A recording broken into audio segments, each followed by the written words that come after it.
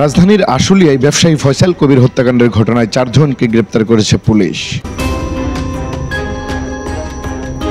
এই সময় তাদের কাছে থেকে 3টি মোটরসাইকেল, 1টি চাপাতি এবং 2টি ছুরি উদ্ধার করা হয়।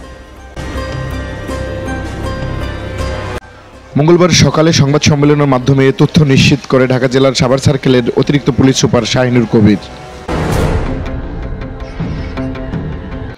তিনি জানান, এর আগে শনিবার সন্ধ্যায় জমি সংক্রান্ত জেরে আশুলিয়ার ইউনিক এলাকায় অফিস সহকারী ফয়সাল হোসেনকে কুপিয়ে হত্যা করা হয়।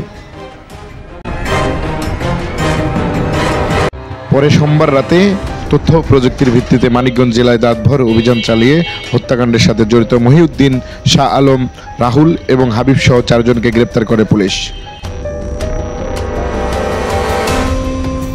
চক্রের বাকি সদস্যদের গ্রেপ্তারের অভিযান অব্যাহত আছে বলে জানায় পুলিশ।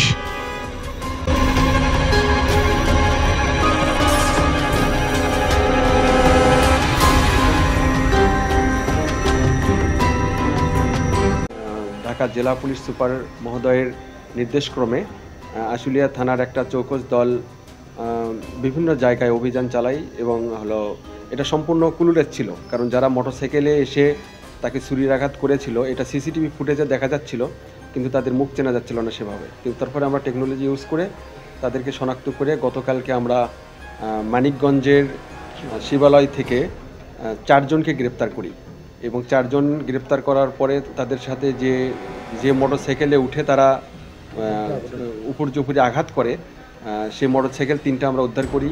এছাড়া হত্যায় ব্যবহৃত 3টা চাপাতি সেটা আমরা উদ্ধার করি। এছাড়া একটা সোরা উদ্ধার করি, কারণ সেদিন তাদের ব্যাপক জিজ্ঞাসাবাদে তারা স্বীকারোক্তির এই হত্যাকাণ্ডের সাথে জড়িত থাকার কথা স্বীকার করে। তারা বলে যে কয়েকদিন আগে জমি নিয়ে একটা দ্বন্দ্ব ছিল, সেটা 2টা গ্রুপ ছিল, একটা হলো শহীদুল আর একটা হলো শরীফ গ্রুপ। তো সেদিন সকালবেলায় শহীদুল গ্রুপের লোকজন মার খায় হলো শরীফুল গ্রুপের লোকের দ্বারা। তো শরীফুলের পক্ষের লোক ছিল হলো ফয়সাল। তো মূলত তারা এই শহীদুলের গ্রুপের লোক ছিল যাদেরকে আমরা গ্রেপ্তার করেছি, তারাই মূলত শরীফুলকে খুঁজছিল, কিন্তু শরীফুলকে না পেয়ে তারা ফয়সালকে মেরে ফেলে।